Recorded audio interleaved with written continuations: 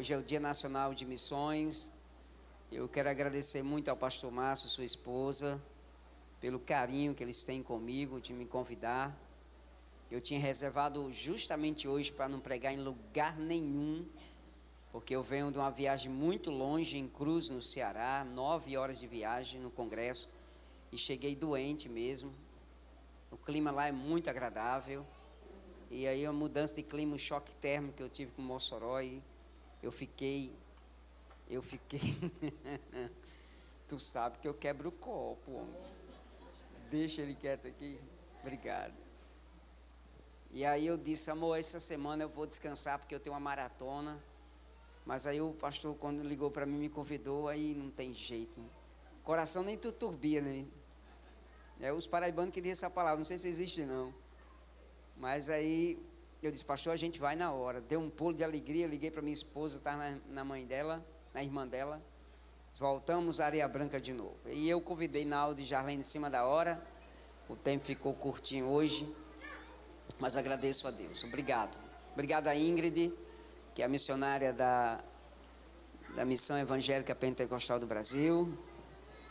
Eu só não gosto de tirar foto com Ingrid e nem com a Thalita, porque elas são... E a Thalita, né? A Thalita está por aqui, está aqui, Thalita. São grandes demais, aí... Só Jesus é sentado, obrigado. Amém. Quem trouxe Bíblia, diga glória a Jesus. Glória a Jesus. Atos dos Apóstolos, Atos dos Apóstolos, o Atos do Espírito Santo, como queira, capítulo 16. Gente, o som agora ficou crentezinho, viu? Obrigado, querido. Deus abençoe a vida de cada um de vocês.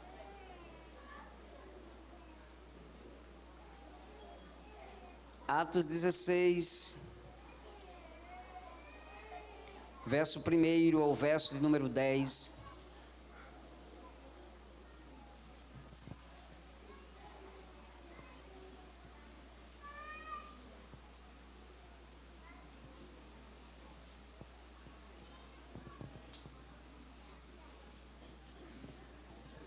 Atos capítulo 16, verso de número 1. Quem encontrou, diga eu achei. Paulo chegou também a Derbe e a Listra, e havia ali um discípulo chamado Timóteo, filho de uma judia crente, mas de pai grego. Os irmãos de Listra e Ícone, ou de Icônio, davam bom testemunho dele. Paulo queria que Timóteo fosse em sua companhia e por isso circuncidou por causa dos judeus daqueles lugares. Pois todos sabiam que o pai dele era grego. Ao passar pelas cidades, entregaram aos irmãos as decisões tomadas pelos apóstolos e presbíteros de Jerusalém, para que os observasse constantemente. Assim as igrejas eram fortalecidas na fé e de dia em dia aumentava em números. E percorrendo a região de Frígio-Galata, tendo sido impedido pelo Espírito Santo de pregar a palavra na província da Ásia, chegando perto de Mísia, tentaram ir para a Bitínia, mas o Espírito de Jesus não permitiu também. E tendo contornado Mísia, foram a Troade.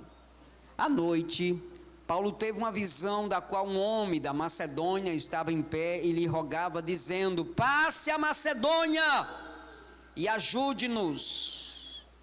Assim que Paulo teve a visão, imediatamente procuramos partir para aquele destino, concluindo que Deus nos havia chamado para lhes anunciar o Evangelho. Amém, gente?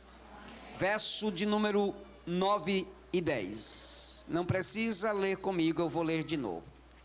À noite, o apóstolo Paulo teve uma visão da qual um homem da Macedônia estava de pé e lhe rogava, dizendo: passe a Macedônia e ajude-nos.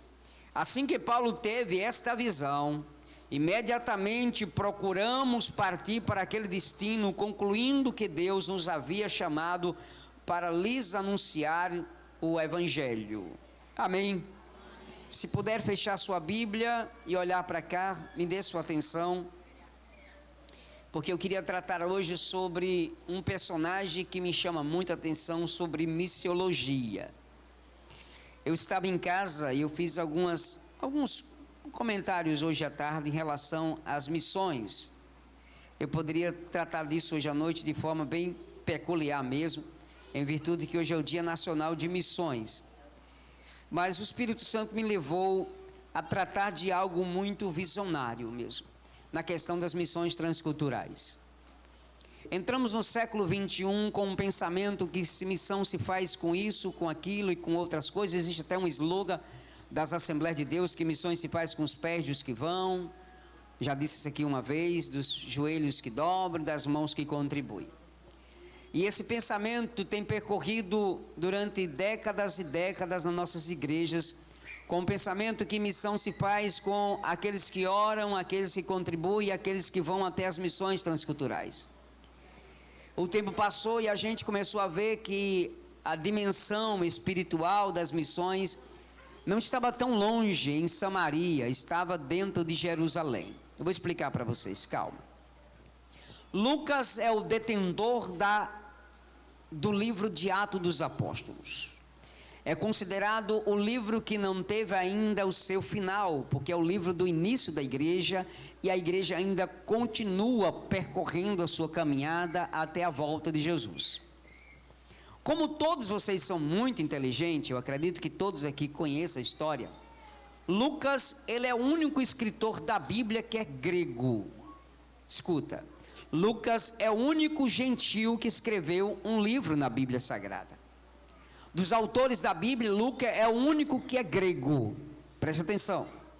Então Lucas tem um encontro com Cristo através das visões, ou melhor, das mensagens de Paulo. E como vocês sabem que Lucas, além de ser um médico que residia em algumas cidades vizinhas a Jerusalém, Lucas começou a despertar o interesse de descobrir que evangelho falado era aquele na sua região. Observe que nós vemos para os cultos de obra missionária, e a gente sempre se lembra de algum missionário que passou nessa terra, ou que ainda está fazendo missões transculturais, e aqui na igreja já mantém alguns missões fora do país. Mas eu estudei muito missões no início dos anos 2000, sob a janela 1040, a Jocum, Portas Abertas, e eu sempre fui um apaixonado por missões na África, é tanto que até a língua fula eu tentei desenrolar, porque o meu sonho é ir para Moçambique, Chimóios, províncias de Beira. Eu tinha um sonho despertador para ir para Moçambique. Em meados dos anos 2000, Deus me inquietou com sonhos que eu acordava de madrugada, ouvindo crianças chorando e pedindo comida. E eu, por mais que eu não tenha visto essa visão, apenas ouvia, Deus me mostrava que eram crianças na África. Em 2007, 2008, 2009, eu e a minha esposa sentamos e eu criei o projeto Ajude-nos a Chegar à África. Eu não sei se alguém aqui ouviu esse projeto, mas esse projeto rodou todo o Rio Grande do Norte. E eu comecei a fazer umas camisetas. E eu pedi ajuda a muita gente, fiz umas camisetas, ajude-nos a chegar na África, com a foto do continente africano. E eu tinha uma vontade, um desejo de ir à África, a Moçambique, província de Chimóio, província de Beira, no distrito de Chimóios. Lá a língua é fula, mas também falam dialeto inglês e também alguns outros dialetos. Conheci mais tarde um missionário que estava lá, chamado missionário Gomes e a missionária Rosa, aonde por algum tempo eu mandei algumas ofertas pequenininhas para ele, e curiosamente pelo Facebook eu comecei a conversar com ele para descobrir a essência de ser missões na África.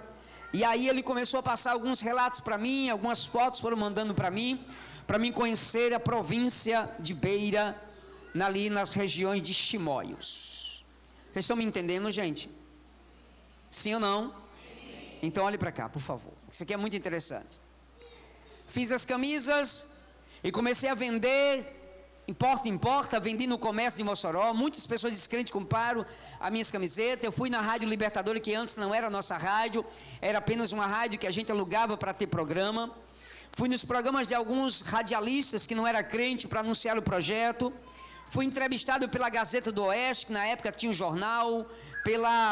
também um outro jornal agora da Rio Branco, eu esqueci o nome agora, Naldo, esqueci também. Jornal de Fato, obrigado, Fábio.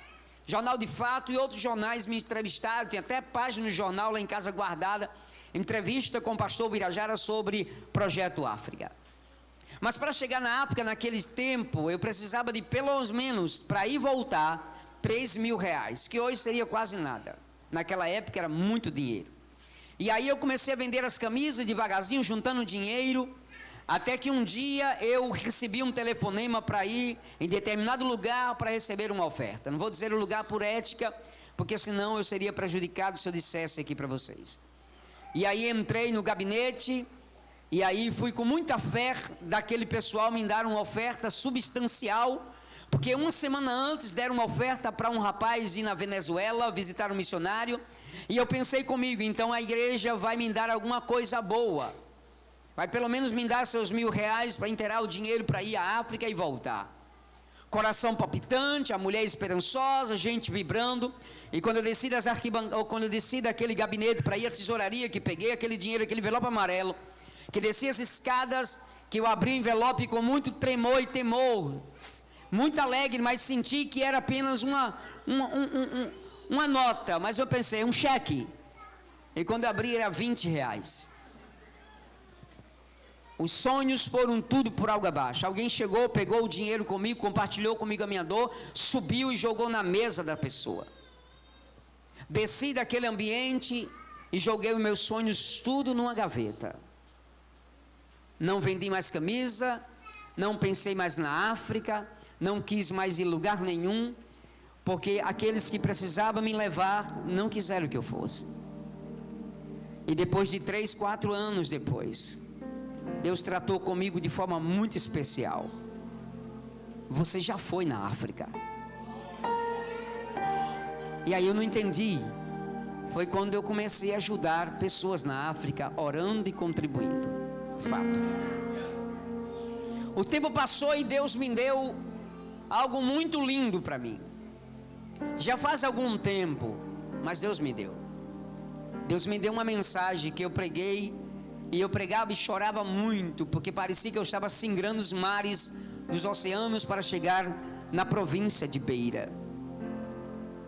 Hoje nós temos um missionário na mesma província, no mesmo lugar, substituindo o mesmo pastor, que há poucos dias fiz uma live com ele, o missionário Abílio Nogueira.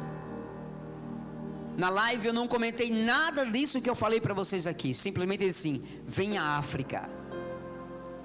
A África te espera. Mas o coração ainda estava trancado, porque as decepções foram muito grandes. Mas aí eu me lembrei de algo que a Bíblia me revelou. E é aqui que eu começo a mensagem. Lucas. Talvez não seja o personagem central das missões, mas é o escritor das grandes viagens missionárias. Repito, Lucas não teve o privilégio que João teve. Repito, gente, me escute, isso aqui é lindo. Lucas não teve o privilégio que João teve. Lucas não teve o privilégio que Mateus, que Filipe, que Natanael, que Judas, que Tiago, filho de Alfeu, que Tiago e João, filhos de Zebedeu, que André e seu irmão Pedro tiveram. Lucas não teve o privilégio de sentar em uma mesa e cear com Cristo. Lucas não teve o privilégio de sentar nas praias de Cafarnaum para ouvir um meigo nazareno pregar. Lucas não teve o privilégio de ouvir Jesus qualificar homens e mulheres para a sua obra missionária. Lucas nunca sentou em um banco para ouvir um sermão de Jesus a respeito das bem-aventuranças. Lucas nunca sentou em uma cruzada onde Jesus pregou sobre o véu do templo. Lucas nunca sentou em um determinado lugar para ouvir Jesus falar sobre multiplicação de pães. Lucas não teve o privilégio de entrar num casamento onde Jesus fez o seu primeiro milagre, transformando algo em vinho. Lucas nunca andou 1 milha com Jesus, 1 quilômetro com Jesus. Lucas não teve o privilégio que João teve de reclinar a cabeça no seio de Jesus na Santa Ceia. Lucas não teve o privilégio de comer o pão que Jesus partiu, de beber o vinho que Jesus dava. Lucas não teve o privilégio de sentar do lado de Jesus e dormir uma noite em Betânia. Lucas não teve o privilégio de andar com Cristo nas praias de Cafarnaum e ver milagres extraordinários. Lucas não teve o privilégio de descer as escadarias de Jerusalém e ir até o tanque de Betesda para fazer um homem de 38 anos que esperava um milagre sair da cama e caminhar. Ele nunca teve o privilégio de ver esses milagres. Lucas nunca teve o privilégio de sentar do lado dele. Lucas não teve o privilégio de ver Jesus fazer coisas extraordinárias. Mas também Lucas não teve o desgosto de ver Jesus sendo traído. Ele não teve o desgosto de ver Cristo sendo chicoteado. Ele também não teve o mau prazer, posso dizer assim, de ver ele pendurado no alto do Gólgota. Mas um dia, em suas caminhadas de peregrinação do seu ministério, Lucas começa a pensar que naquelas mesmas cidades que ele andou, visitando pessoas, parentes, chefes poderosos, para diagnosticar problemas de causas da patologia da medicina. O ofício de Lucas era médico. Quando se diz médico amado, assim como João era o apóstolo amado, é porque no bojo do conhecimento de Lucas, Lucas nunca usufruiu de um orgulho, assim aprendendo com Paulo. Paulo certa feita disse aos coríntios: se tenho que me orgulhar, me orgulharei nas minhas fraquezas. Tudo que faço é para Cristo, tudo que eu faço é para Ele. E o apóstolo Paulo falando sobre isso, isso é posto sobre mim uma obrigação, e ai de mim se não pregar este evangelho. Igreja, me dê os seus ouvidos, empreste o teu coração, porque hoje eu estou com mais vontade de pregar do que as outras vezes. Eu não me preocupo se essa noite você vai carregar essa cadeira na cabeça, mas eu quero que você volte para casa, entrando no beco, entrando em casa, com a consciência de que missão não é apenas um culto que a Ingrid dirige. Que missão não é apenas você colocar sua oferta para mandar para o missionário lá no outro lado do país, ou do outro lado do oceano. Missão é um coração pulsando por vidas. Missão é você chegar à vontade de falar assim como o nosso querido irmão aqui falou. Depois de 33 anos em um ministério, agora despertou e floriu dentro dele a ideia de ganhar almas. A Bíblia diz que Lucas é quem narra. Atos dos Apóstolos foi escrito por Lucas. Todo mundo sabe que Atos é escrito em duas formas: narrativa e narrativa indireta. Lucas começa a escrever Atos a partir do momento que ele descorre os assuntos, a saber, os assuntos da igreja, mediante esforços adquiridos através de relatos dos discípulos que se converteram. É tanto que vocês sabem que Atos capítulo 9 e Atos capítulo 22 parece uma contradição, mas não é. Em Atos 9, Lucas está falando agora de algo que contaram para ele a respeito da convenção de Paulo no caminho de Damasco. Em Atos 22 já é Lucas registrando as próprias palavras de Paulo diante do rei Agripa. Se você observar Atos 9, 22, parece que está contraditório, porque um texto diz que a luz apareceu para os homens, mas eles não ouviram a voz. No outro diz que eles ouviram a voz, mas não viram a luz. É porque Paulo agora estava, ou melhor, Lucas está narrando agora uma narrativa de alguém que falou, de alguém que contou o ministério da convenção de Paulo. Mas diante do rei Agripa, ele ouviu da própria boca de Paulo o que tinha acontecido no caminho de Damasco. Então Lucas, como ele era bom nisso, ele começou a anotar tudo. Andando com seus pergaminhos debaixo do braço, de um lado a sua maleta com suas ferramentas médicas, do lado uma pena e algumas tintas que tinha no seu bojo, chamado de tinteiro. Caminhava, parava e fazia as suas anotações. Mas certa feita Lucas começa a dizer que Paulo está agora chegando em Derbe e Listra. E o capítulo 16 é o desvendar da revelação de Deus sobre as missões de Paulo. Porque Paulo já tinha feito sua primeira viagem. O capítulo 16 é a segunda viagem de Paulo, ou melhor, o capítulo 15, do versículo 36 em diante até o capítulo número 17, Paulo está na sua segunda viagem. E a Bíblia diz que Paulo agora começa a questionar Barnabé. Eu sei que vocês já leram, então eu não vou nem perguntar. Se lembra do embate que Paulo teve com Barnabé, no capítulo 15, versículo 36? Que a Bíblia diz que alguns dias depois, Paulo e Barnabé, ou melhor, Paulo disse a Barnabé que devemos voltar a visitar os irmãos que estavam justamente nas cidades às quais anunciaram o Evangelho. Barnabé então queria que Paulo levasse João Marcos, aquele que escreveu o Evangelho de Marcos, é esse mesmo aqui. E Paulo disse: não quero que ele vá comigo, porque ele trouxe muitos tumultos, ele não é convertido ainda, trouxe alguns desaforos para mim. Você vai ver depois que no capítulo 4, versículo 8, 9, 10, 11, 12, da segunda de Paulo a Timóteo, é Paulo que escreve dizendo: traga logo rápido João Marcos, porque para mim agora é muito útil para o meu ministério. Lucas está registrando dizendo que Paulo agora, questionado com Barnabé no impasse, Barnabé sai para uma outra cidade, e a Bíblia diz que agora ele indo para Chipre, Paulo pega agora Silas e sai para outra região, e chega a Derbe, Listra, e depois de Listra, Icônio, e diz que os homens dão testemunho quando Paulo encontra Timóteo, e diz para ele: ó, é o seguinte, o problema é que esse rapaz, a mulher, a esposa, a mãe dele é judia, o pai é grego, mas ele é um rapaz crente, homem de Deus. Paulo pegou Silas e Timóteo e saiu em viagem para fazer as suas missões.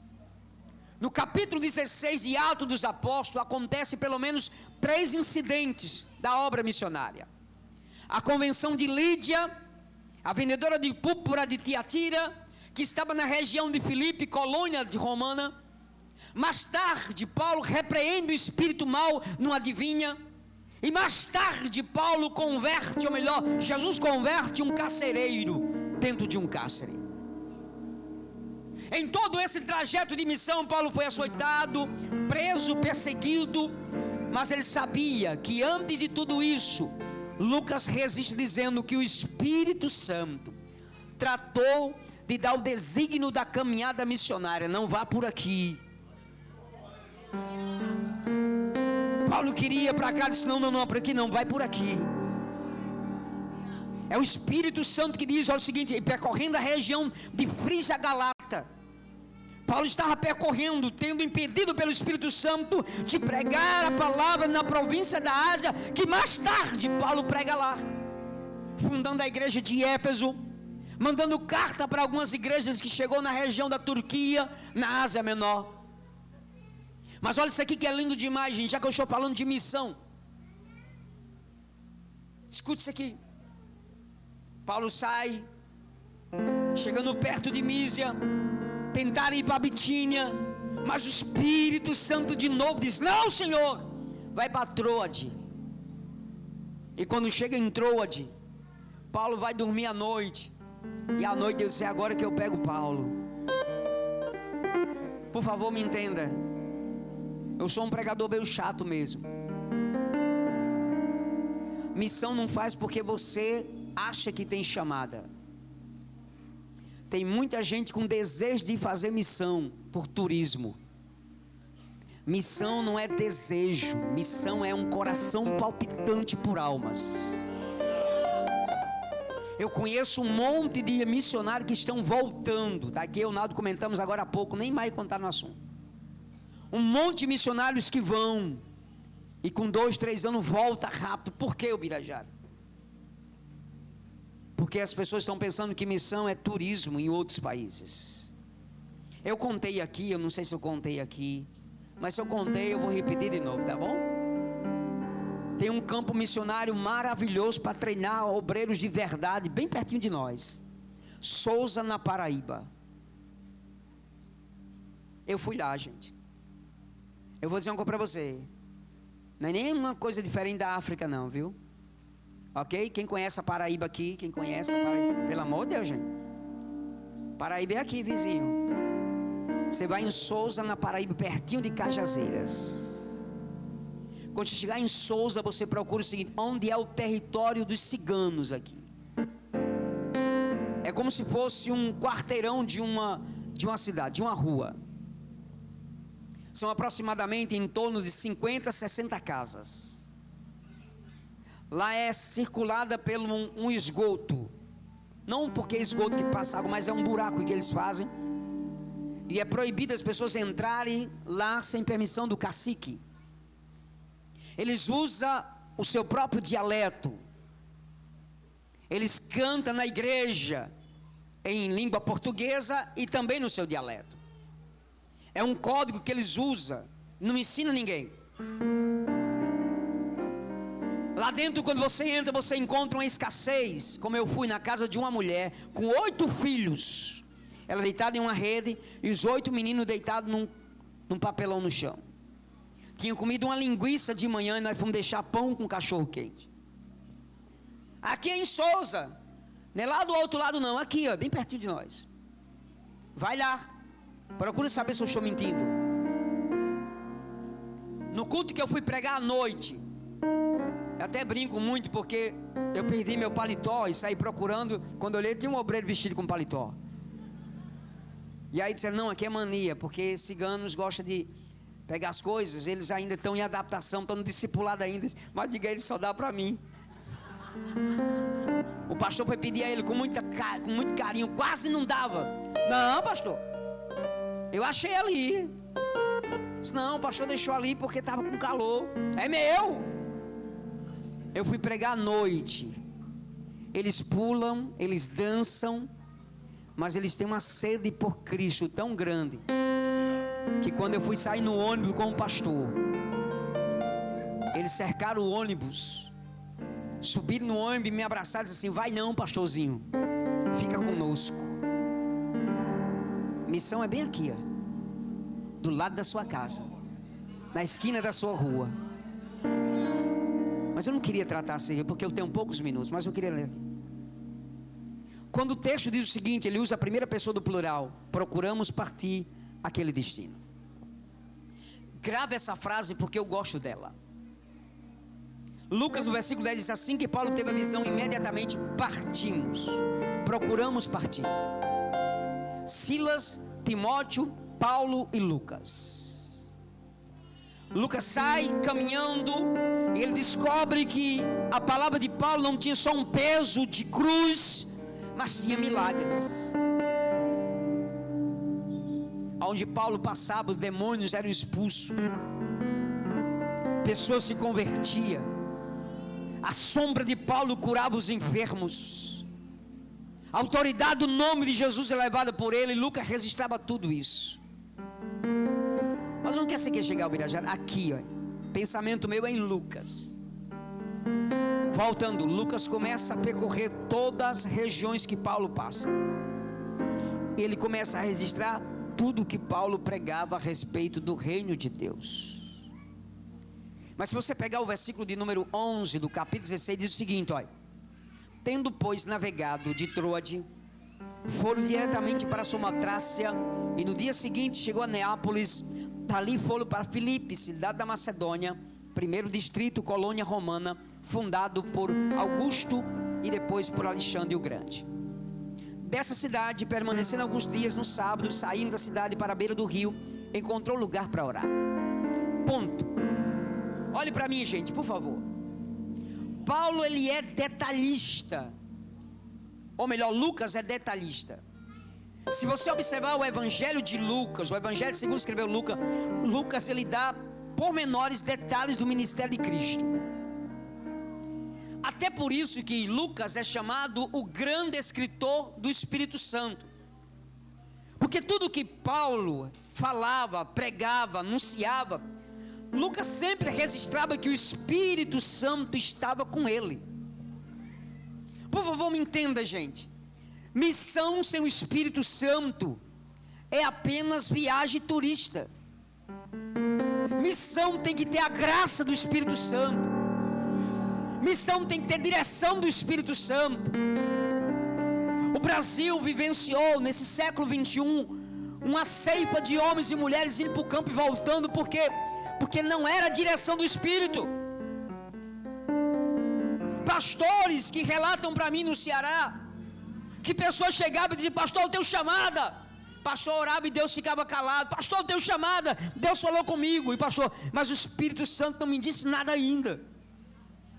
Mas ele falou comigo, então deixa ele falar também comigo, que sou eu que vou enviar você e vou cuidar.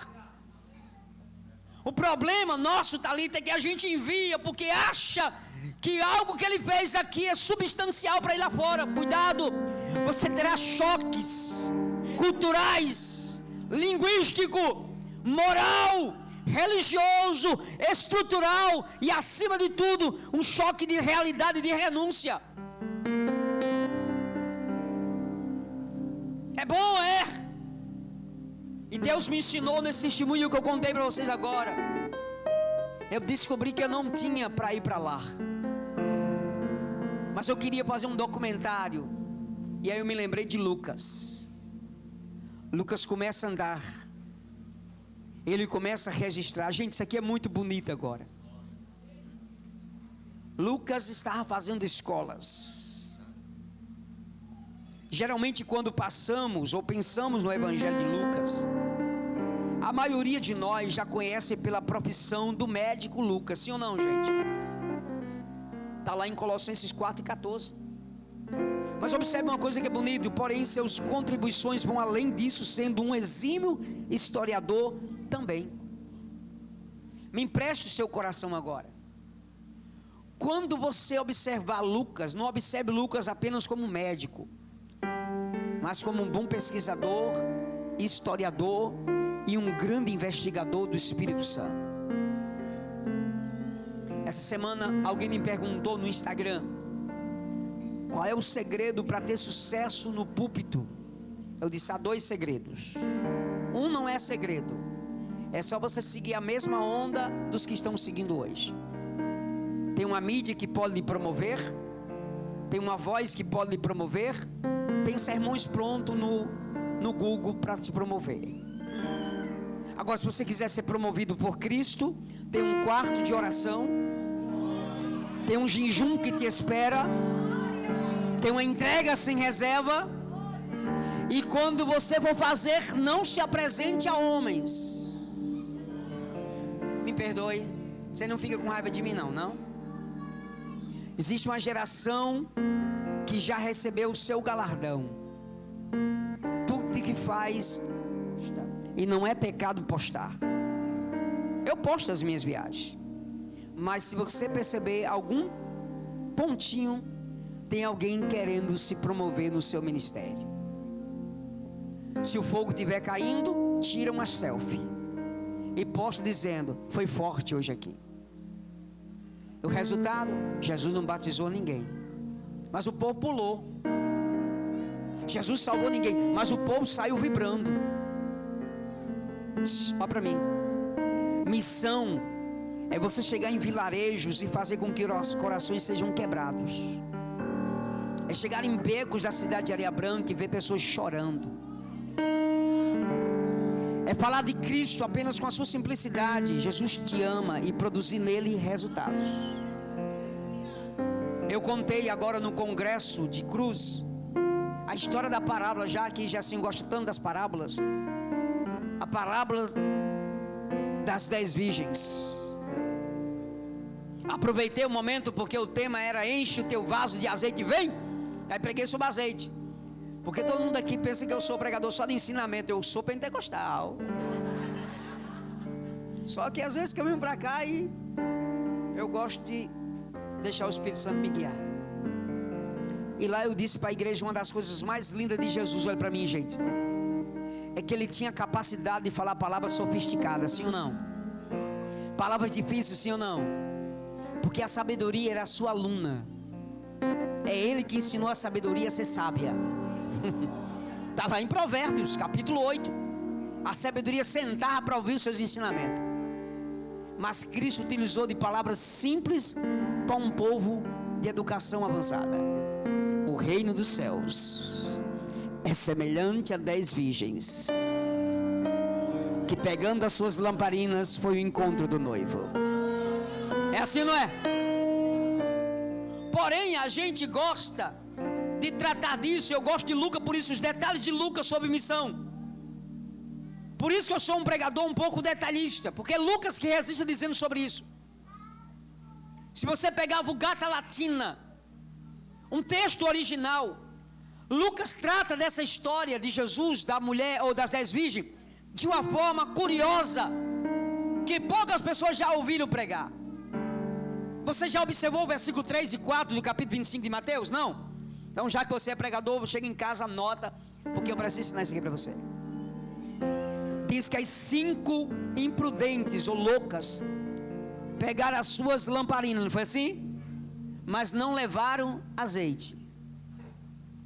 Porém, todavia, entretanto, as outras 5 prudentes, além das lamparinas, levaram azeite consigo. Amém, gente? O azeite ficava numa candeia, numa lamparina pequena, com buraco, com pavio. Enchia com azeite. Eu vou usar isso aqui. E quando terminava de encher, acendia o pavio. O azeite demorava entre 3 a 4 horas para acabar e o fogo apagaria. O fogo arderá continuamente sobre o altar e não se apagará. Porém, o sacerdote toda manhã tem que colocar lenha. Se não colocar, o fogo apaga. 3 a 4 horas tinha que pegar de novo o azeite e encher a lamparina para que a lâmpada ficasse acesa. O casamento era 6 da noite, sim ou não? Sim ou não? Sim. Só que a Bíblia diz, à meia-noite o noivo veio. Mas olha o texto anterior. Tardando o noivo, na nova tradução, demorando para vir. 6 da noite, 7, 8, 9, o azeite foi acabando e elas dormiram. Todas 10. Observe que no capítulo 25, verso 1 a 13, não aparece a palavra noiva. É 10 virgens, um noivo, 10 lamparinas, 10 vestes, 10 azeite. Pregador, onde você quer chegar? Missão se faz com isso aqui, ó. Se não tiver o Espírito Santo, você não fará missão. Observe que eu vou repetir de novo. No capítulo 25, de 1 a 13, a parábola das 10 virgens, não tem a palavra noiva. Por quê, pregador? Porque Cristo não está tratando da noiva, está tratando da vigilância. O final diz, vigiai, pois, porque não sabeis a hora que há de vir.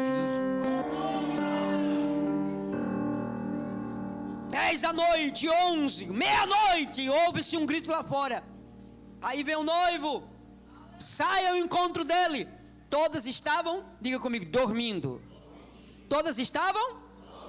Todas estavam? Quando ouviu o grito, todas acordaram. As prudentes pegaram as lamparinas apagadas, quase apagando, e tinha azeite. Encheu, a lâmpada continuou acesa. As outras, quando pegaram, não tinha azeite. Simples. Quando elas voltaram, que foram comprar, que voltaram, que bateram na porta, olha o que a Bíblia diz. E batendo na porta, disse, Senhor, abre a porta. Ele disse assim, eu não conheço você. Repito, gente. Missão se faz com um olhar crítico de Lucas. Lucas traz detalhes aqui. 3 detalhes importantes para Lucas, para mim encerrar a mensagem. Primeiro, a chamada, ela é proposta para quem vai e quem ouve a voz do Espírito Santo. Segundo, se você sabe ouvir a voz do Espírito Santo, atenda quando ele disser que você não vá por aqui, vá por ali. Terceiro, singra os mares, vai em terras estranhas, mas aproveita a oportunidade de falar do amor de Cristo para quem quer que seja. Escute mais, o próprio Evangelho de Lucas é um produto do seu trabalho investigativo, de pesquisas, de narrativas. Atos dos Apóstolos, ele passa a ser testemunha do apóstolo Paulo, testemunho ocular de Paulo, quando se torna companheiro de Paulo em seu ministério e parte das suas viagens missionárias. Escute isso aqui, o senhor William Marcel é um autor muito conhecido, diz o seguinte, um arqueólogo do século XX, conhecido por ter sido a maior autoridade histórica da Ásia Menor. Em sua época, iniciou sua pesquisa desfavorável historiador do livro de Atos. Este homem, simplesmente William, começou a tentar descobrir a essência, porque Atos dos Apóstolos trata de Paulo e não fala tanto de Lucas. Lucas é como se estivesse nos bastidores, falando da efusão do Evangelho, do apóstolo São Paulo, do triunfo da igreja, das missões transculturais, mas está escondido, porque a glória tem que ser somente para Cristo. É tanto que o tratado de Lucas, para Atos e para Lucas, o Evangelho, é para Teófilo. Teófilo é justamente um homem que ouviu o relato de Lucas. Escuta aqui, gente, por favor. Para de medir missão por aqueles que estão lá fora. A Jocum, jovens com uma missão. A janela Portas Abertas. Quando a Jocum começou em 1960, até 1970, o grau de obscuridade que existia na África era tão grande, que eles começaram a entender que precisavam fazer missão na África. E foi somente nos anos 70 que o produto da Jocum chegou a alcançar os países da África. E para vocês que não sabem, Namíbia, Gâmbia, Moçambique e outras cidades vizinhas daquele continente ali, também das províncias, chamadas províncias da cidade de Zâmbia e Gâmbia, foram envolvidos por uma mensagem de Lucas, tratando justamente de figura, ou seja, papéis que tinham tirado da Bíblia, e era relatos de Lucas a respeito das missões de Paulo. Aqui em Natal, próximo da gente aqui, tem uma tribo de quilombos.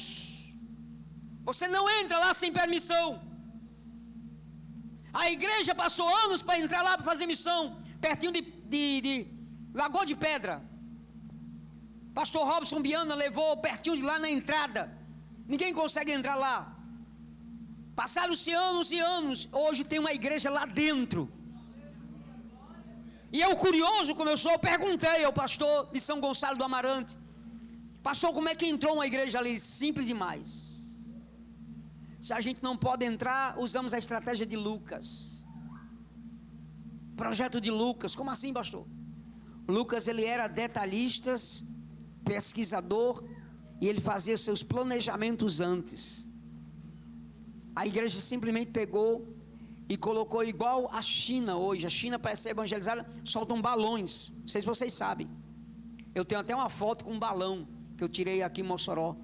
Um balão com o texto de João todinho. João capítulo 3 todinho escrito em... Não, chinês não, é aquela outra língua, chinês. Mandarim, obrigado, queridão. Mandarim, todo escrito em mandarim. Faz os balões e eles vão em cima de avião e solta. Os balões caem na China. As pessoas pegam o balão e quando pegam o balão, tem lá escrito João 3,16. Porque Deus amou o mundo de uma tal maneira.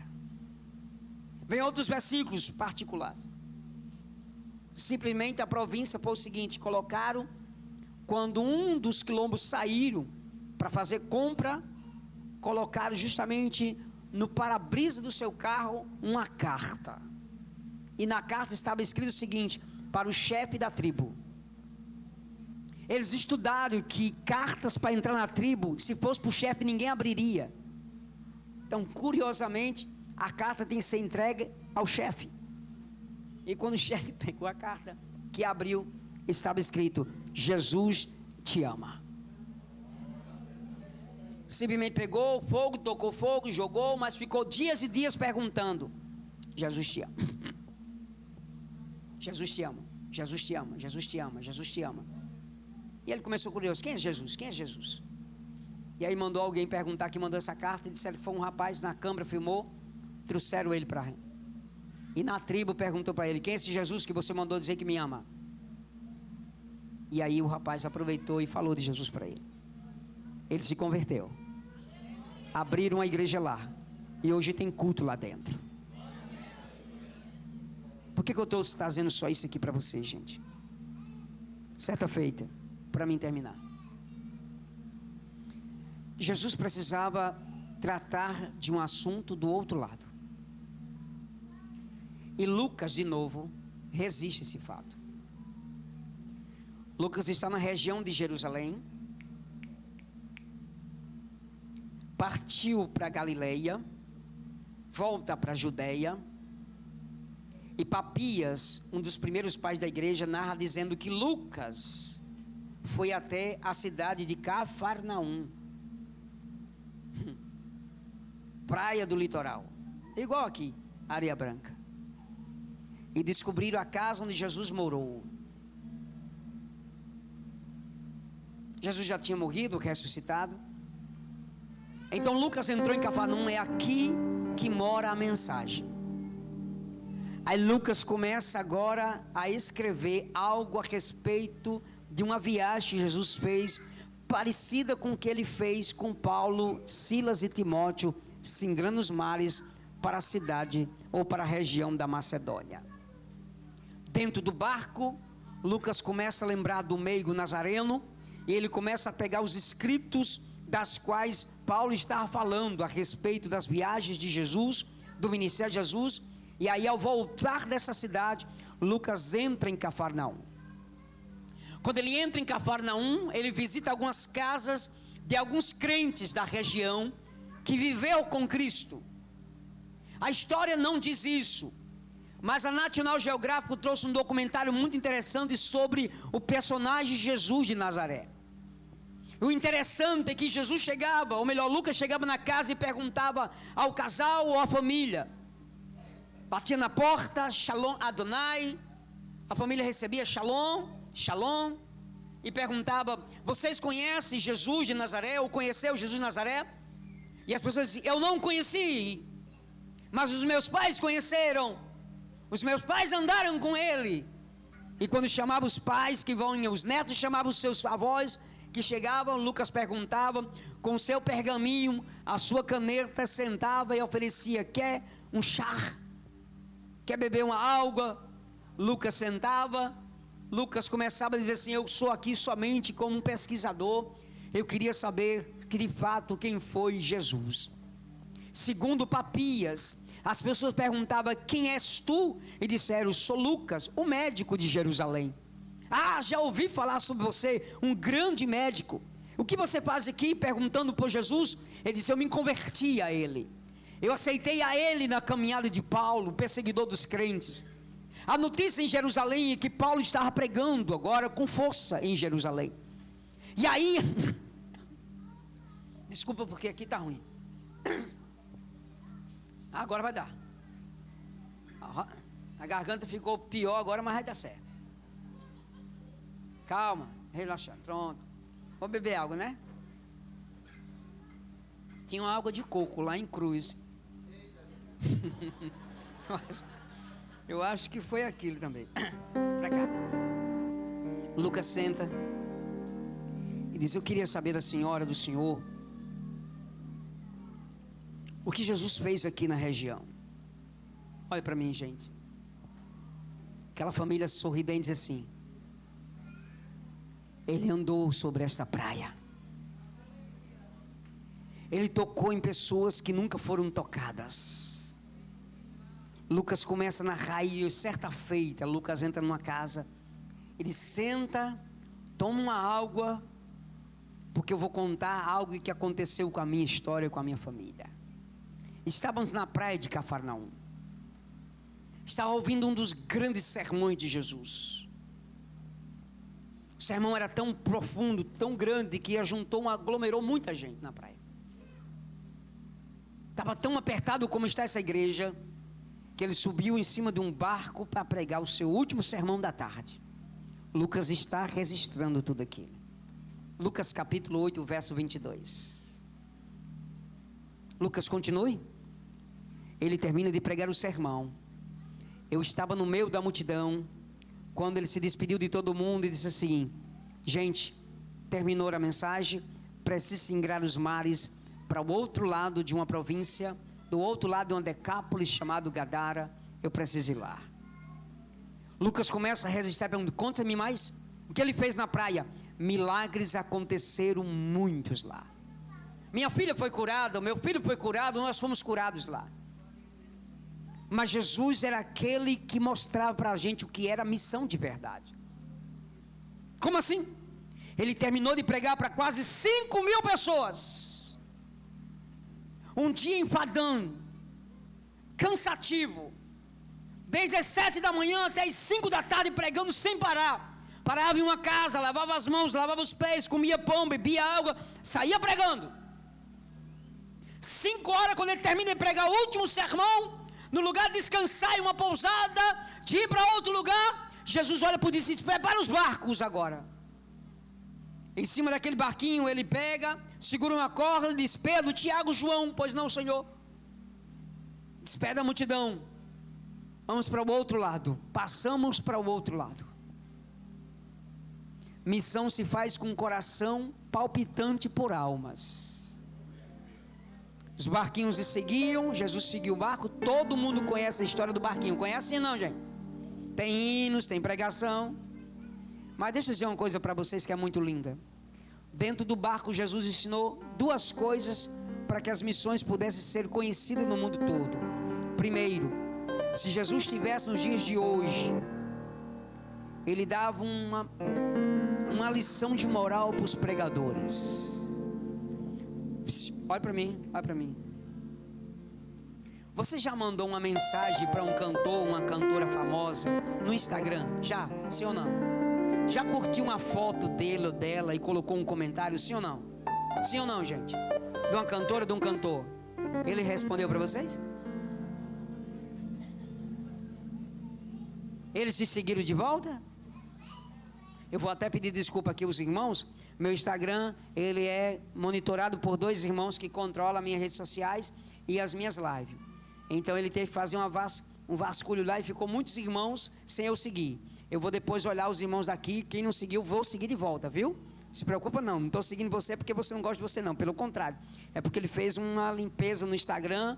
No Instagram você tem 3 tipos de pessoas, não é assim? Eu não tenho. Os amigos, que é 10%. Os inimigos, que é 80%. E os outros 10 são os curiosos. É ou não é? Quer ver uma coisa? Você posta tudo de bênção, ele não comenta, ele não curta, ele não faz, mas ele sabe.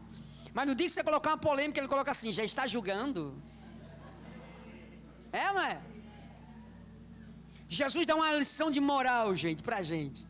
A gente vai lá e vê o cantor que a gente é referência e coloca lá: você é uma bênção. Te ouvindo aqui em Areia Branca e Mostra, foi maravilhoso. Ele nem vê, nem visualiza, não está nem aí para você. Mas quando você curte uma mensagem de Jesus, Jesus lhe atende na hora. Sim ou não? Você diz assim: Jesus, tu és lindo. Mas Jesus é mais famoso que qualquer pessoa. Sim ou não? Sim ou não? Sem ele nada podemos fazer. Mas você curte Jesus assim: Jesus, eu te amo. Ele responde: também te amo. Rapidinho, assim não é? Você vai lá e diz assim: Jesus, eu queria colocar um desabafo. E você coloca: Jesus, eu estou passando mal. Eu sei que você não vai ler meu comentário porque eu sou a menor da igreja de Areia Branca. Eu estou te vendo, querido, lá no banco.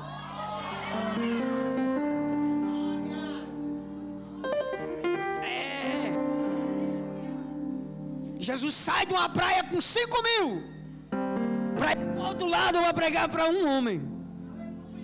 E estava cheio de cão. Dentro do barco ele diz o seguinte: precisamos seguir. Imagina os discípulos. Eu vou usar a linguagem daqui, gente. Eu vou terminar agora, pastor. 1 minuto. Olha para mim. Imagina Jesus no barco e discípulos. Como Pedro era atrevido assim: mestre, todo o respeito, fosse nos dias de hoje, né? A assessoria de Jesus. Os assessores de Jesus dizem assim: mestre, o hotel está preparado? Tem uma água de coco. Estou falando de água de coco para ver se eu ganho. Água de coco. A pousada é boa. Os fãs estão aí para tirar uma selfie contigo. Dá nenhuma credibilidade para eles não. Você é famoso, você é Jesus, rapaz. Se lembra? Se lembra da mulher do fluxo de sangue, hemorragia uterina, rompendo a multidão? Sai pra lá, mulher. Jesus é famoso, não vai te tocar não. Jesus para quando a mulher toca e diz: alguém me tocou. Quem, Jesus? Uma mulher cheia de capicho mesmo, fedendo, cheirando mal, Senhor, mas ela não presta, o senhor é famoso. Eu sei, mas o famoso aqui ainda desce para ser servo.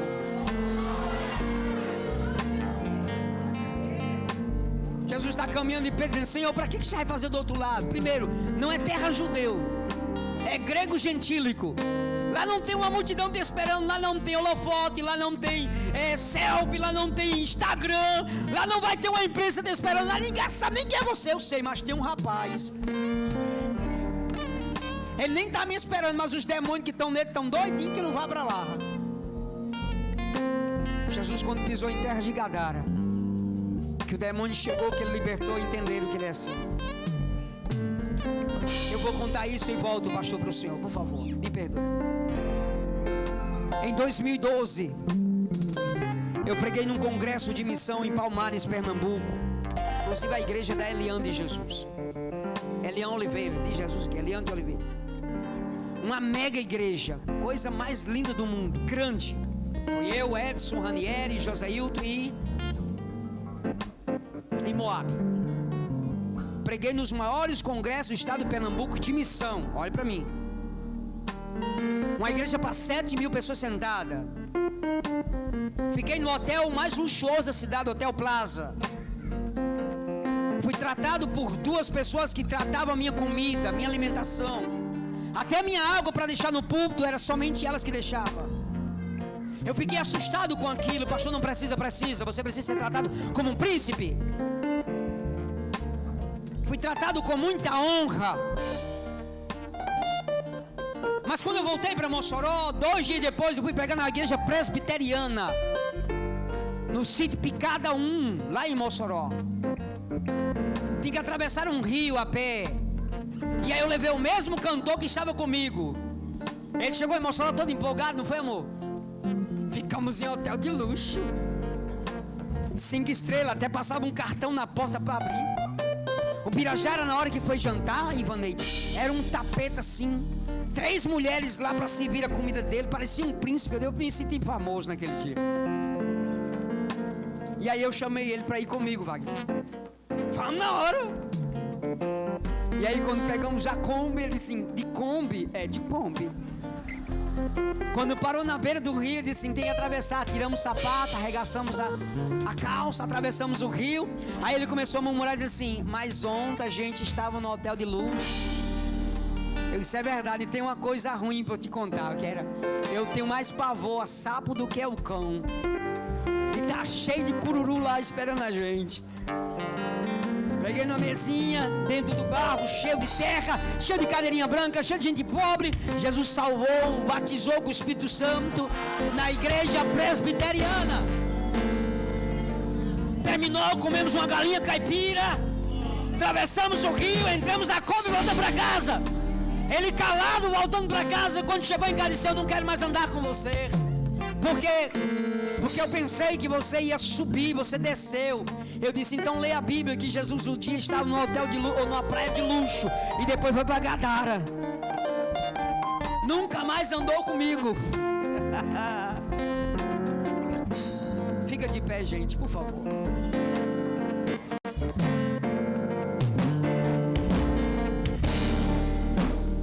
Ora por mim, porque a garganta está horrível.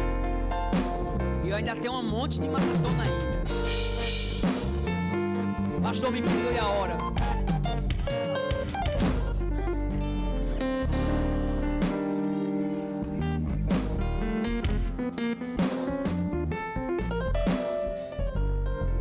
O bom de pregar aqui é isso. Se fosse outra igreja, já estava dizendo: termina.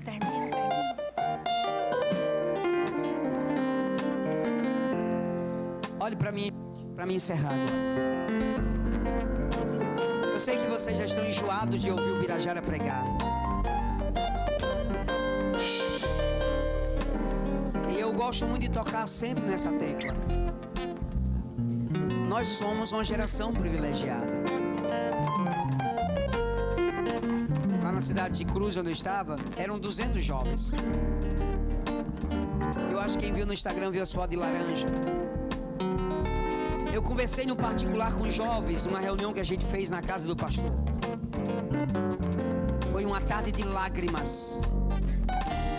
A única coisa que eu disse para o jovem, eu vou dizer para vocês aqui. Eu disse, vocês podem até não ter amanhã fama, você pode até não ir a um The Voice Kids, vocês podem até não ser reconhecidos pela igreja, vocês podem até a igreja nunca lhe dar um cargo, você nunca ter a oportunidade de pregar e ser um pregador, de ser uma cantora, mas sinta-se privilegiado de ser a geração escolhida para o arrebatamento da igreja. Uma geração que vai desfrutar de um momento.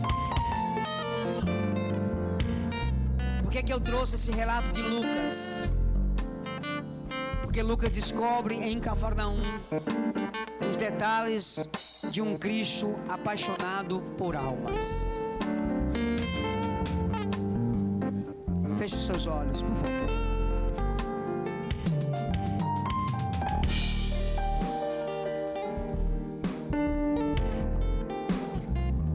Se vocês começarem, se vocês botaram uma música bem suave, vai ficar bom agora para mim. Pegue na mão do seu irmão que está à sua direita, por favor. Por favor.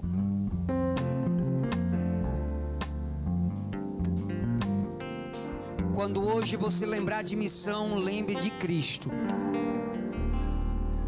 Quando você pensar em tratado de missão, lembre de Cristo. Mas não esqueça dos detalhes de Lucas. Feche os seus olhos, por favor.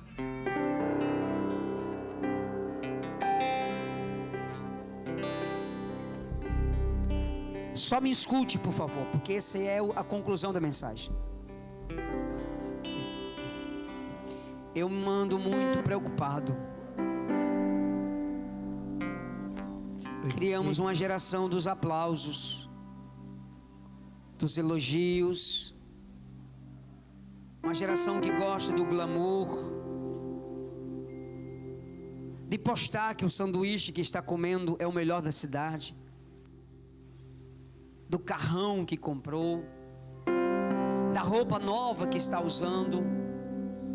Sou uma geração preocupada com as vitrines, preocupado com o que vão falar a respeito de mim ou de quem está do meu lado. A geração que encontra pecado em todo mundo, menos em si. A geração que o segredo do meu sucesso é a tua fraqueza. Estamos cheios de YouTubes que estão ganhando milhões de dinheiro com a fraqueza dos outros. As redes sociais estão inflamadas com homens e mulheres denegrindo a imagem de um e de outros, enquanto ninguém tem coragem de ver por detrás das telinhas uma alma sedenta por Cristo. Tem alguém do outro lado te esperando, viu, moça? Tem alguém do outro lado te esperando, rapaz. Aquela menina lá da faculdade que você tanto conversa com ela, mas não fala de Cristo para não perder a amizade. Não precisa dar um sermão, basta dar um abraço no ouvido dele ou dela dizer assim: Jesus te ama muito. Pegou na mão? Você não precisa espantar o seu patrão. Basta singrar os mares, abraçá-lo e dizê-lo: Jesus te ama. Você não precisa espantar os seus funcionários. Escolhe um naquele dia, chama no particular e diz: eu queria só te dar um abraço, eu posso? E quando se abraçar, diga no pé do ouvido dizendo: Jesus te ama. Você não precisa evangelizar toda a sua rua para mostrar que você é o crente mais santo, mas no lugar do bom dia, diga para ele: a paz do Senhor. Deixa ele passar o dia todo perguntando: eu não sou crente, porque ele deu a paz. E quando ele perguntar de novo: porque você me deu a paz, puxa ele, dá um abraço e diga no ouvido dele: Jesus te ama.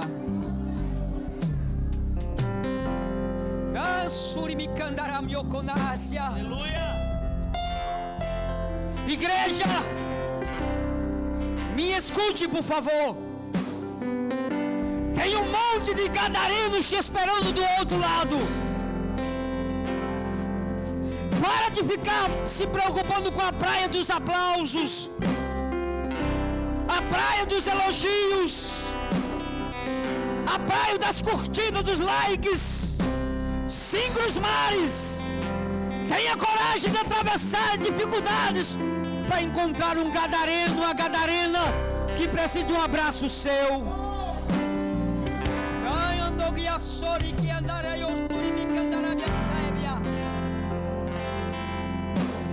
Eu vou fazer isso essa noite. Eu vou quebrar protocolos. Pastor Márcio, me perdoe, mas eu vou fazer. Só se você tiver coragem. Se não tiver, fica no teu lugar. Saia do teu lugar e procura alguém, dê um abraço. Ele é crente. Mas procura alguém do seu lado, sai do teu lugar, procura alguém.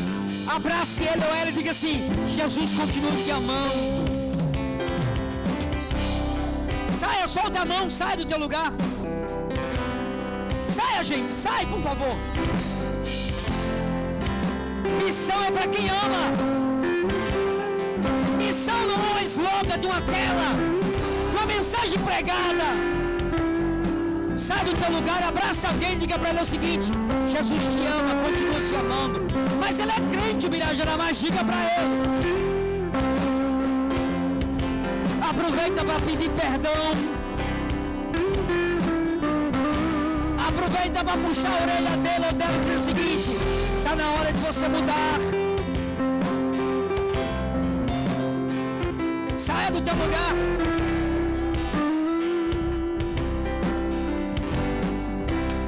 É muito fácil falar de missão aqui em cima, pregar uma mensagem bonita, mas a gente precisa viver missão. Missão. Thalita, faz um favor para mim. Você vai cantar agora? Dá para você soltar o microfone um minuto? Vai lá naquela moça, lá na janela ali, dá um abraço nela, por favor. Terminou? Tem mais de 200 pessoas aqui, dá para você abraçar 200 pessoas. Aquela lá da janela ali, ó. Aquela baixinha ali. Isso, vai lá. Tem alguém no nosso meio que não é crente? Quem não é crente, dá um sinal assim, só para mim ver se você ainda é crente. Oh, rapaz. Tem uma senhora aqui, um rapaz ali.